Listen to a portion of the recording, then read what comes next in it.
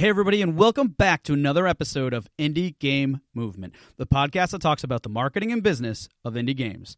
I'm Andrew Pappas. I'm going to be your host today, and this is episode 146, where we're going to be talking about taking an iron-strong approach to marketing. Now, trying to create awareness for your game is always an uphill battle, especially when it comes to identifying your audience and how to approach them. But even when you figure those steps out, it's a challenge to determine the best ways to build upon and improve those efforts. That's why we've invited Joe Winters, creator of Song and Iron, to share his insights on how he found the right audience while taking a genuine approach to his marketing, creating an amazing impact for the community and his game. So that's what we're going to be talking about right here today on Indie Game Movement.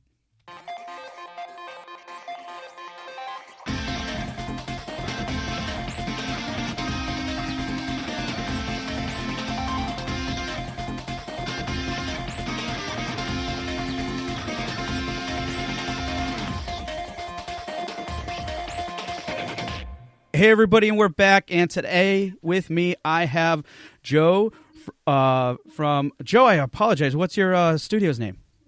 It's a working title right now. It's Escape LLC, but yeah, don't worry about it. I need to change it. So I like that though. But regardless, I have Joe. He's making a really cool game. And Joe, I'm just going to let you take it away. Tell us more about the game that you're working on, what you do. And then when you're done with that, what else do you do in terms of your personal life, like hobbies or anything you like to do for fun? Sure.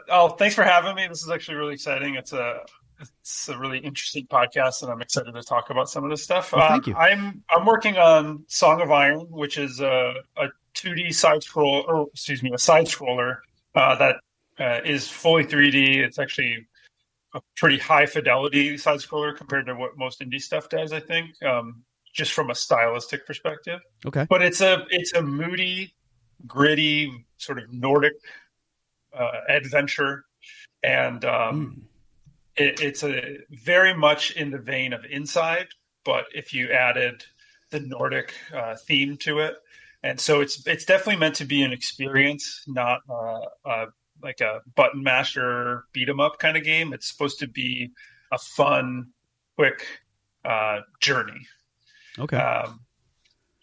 It's my first solo project, my first indie game, which is really exciting. But I've been in the industry for about 15 years now as an animator, working on anything from Big Buck Hunter, the arcade game, to Halo 5, and then Halo Infinite, which is my most recent project. But I just left 343 at the beginning of the year to go all in on Song of Iron, which is sweet, super scary, but super exciting. Yeah, it's like, okay, here we go, and I just start running downhill and hope I don't eat crow on the way down. But yeah, I mean, it's super exciting. It's so hard to describe the game for me. It's one of like the things I struggle with the most, because I just want people to look at videos of it, because it's going to tell you way more about it in one of the GIFs I post than I can ever explain. It always comes off as like, oh, so you're making like a God of War ripoff. It's like, no, not at all. But yeah, just check out some videos. But yeah, it's really exciting. It's coming to Steam and Xbox later this year. Working on that date, but it's tough to nail it down as a one-man team until it's like almost upon me.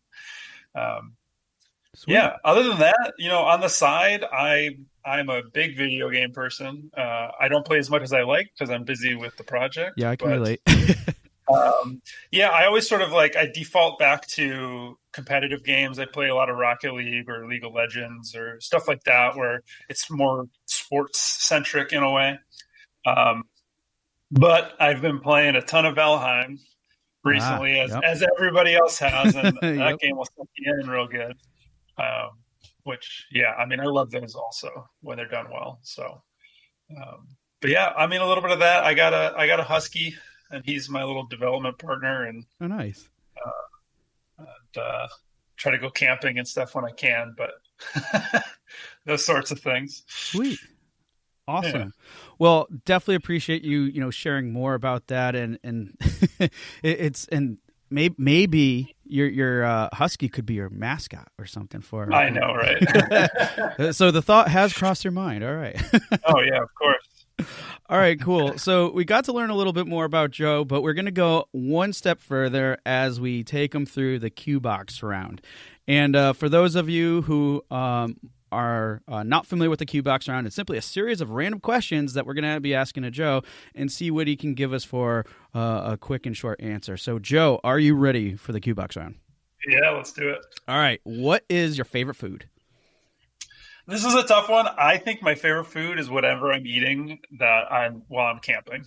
Oh, okay. If anything you eat after a long hike will be the best thing you've ever had. I can agree to that too, because I've been there before. So, all right, good one. Early bird or night owl? I am definitely an early bird and a bit of a night owl. It's a bad combo. Ooh, burn the candle at both ends. If you could speak another language, what would it be? Probably French, because that's what my wife is trying to work on, and it would be great if I could just skip ahead and be there. Nice. Zoo or aquarium? Neither. I don't like those. That's okay. I wasn't expecting that. That's awesome. And then, what would you say is like one of the most influential or inspiring games for you?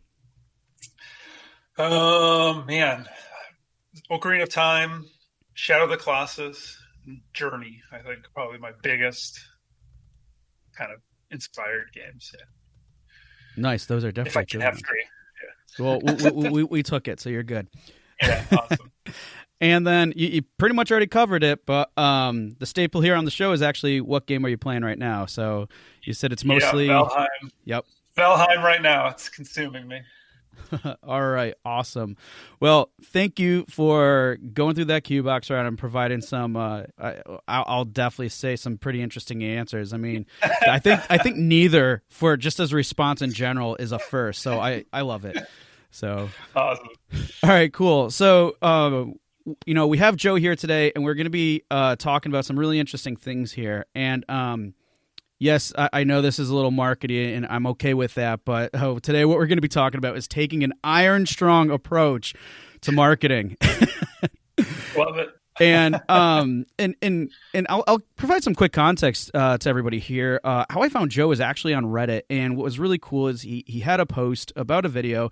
As he mentioned before, he just loves videos because it's just a great way of expression, as we all know, to get to understand a game. And he had one that was talking about marketing and his experience. And honestly, it was a really great post, but it was also a great video that provided just a very simple but I think direct way to approach it. So I kind of use that as a guideline to create these questions, and so we can dive in a little bit more with Joe here.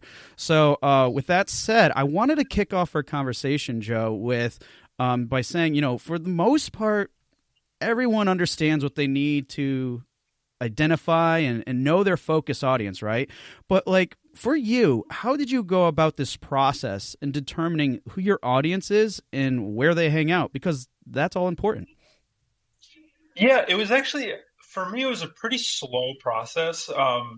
Really early on, I think I talked about it in the video, I just started posting on the Unreal subreddit, which was, almost every post is, hey, I'm making this thing, check it out. Yeah.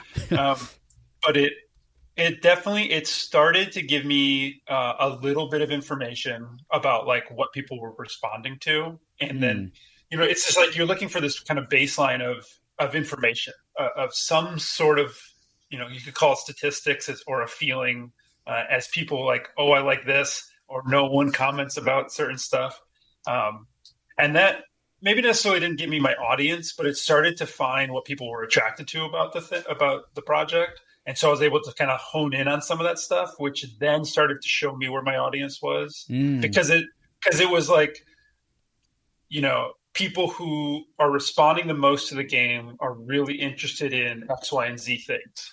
And so my audience became people who like X, Y, and Z things, if that kind of makes sense. because that was what I was doing right. And so that's where I started putting my effort.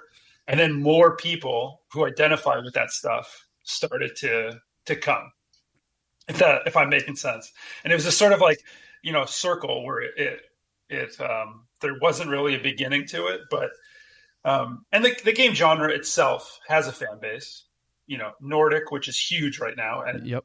wasn't necessarily 2 years ago when I started, but it definitely is hitting its stride at the moment. So there's stuff like that, side scroller stuff. A lot of people responding to the videos saying, "This is what I expected the Super Nintendo games to turn into." But they haven't done necessarily, so people are really excited about that, and that sort of created this little mini classification that I have for myself, and that's been such a good reaction that's become my audience, and it's hard to describe exactly who they are, but I know who they are because it's people who like the three important things about the game. And so I focus around that as much as I can. And I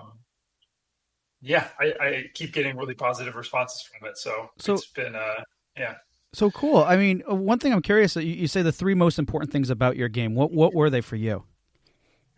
I think the visuals were a big one because it's a really, as much as one person can do, it's a high fidelity game. Like it's trying to be realistic looking, even though it's a side scroller. Mm-hmm. People really identified with the environments and the mood of the game because of that, which was great. Because like I said, it's a very inside inspired game, which is a very moody and visually appealing game.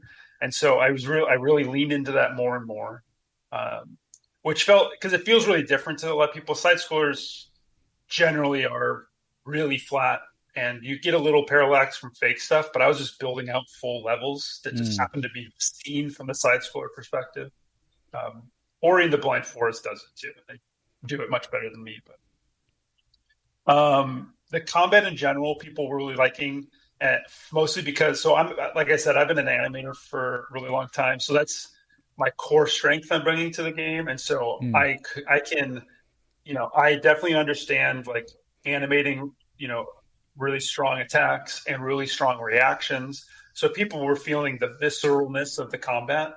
So that was a huge thing that people responded to, that I've continued to push as I worked on it.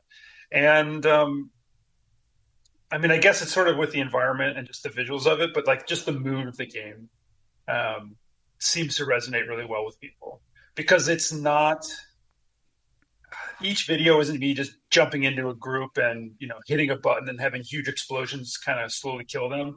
It's, there's almost no effects on axe swings or arrows. And it's really grounding and like grittying up the game. And people really responded to that also.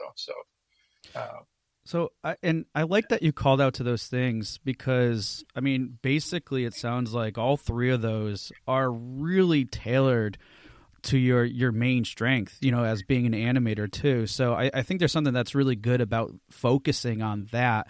And then, like you said, these are the three things I identified and kind of became my process to further learning about at least how people react to these things. And I think it, like you said, it kind of like probably gave you ideas to try to, promote this or share this within other communities. And then there you go. You start finding out where people are, essentially. Is that a good summarization of your process? Yeah, totally. Yeah. I mean, it's all experimenting too, right? I mean, the Unreal subreddit was a great start. And then I started making some YouTube videos and that sort of stuff. And people will find you slowly, but you also have to kind of look for them. I posted one point on like an archery subreddit. Oh, cool. And it was more of a like right when I had built that system originally, I sort of was just like, hey, I'm making this game, what am I doing totally wrong that will drive you crazy if you play it? I would love to know. Like, I'd rather start from the truth and then gamify it than gamify like what I think is how archery works or something. Okay. Yeah. And they responded amazingly well to that, and tons of feedback about how I was doing stuff, and where I was going wrong and all this sort of stuff.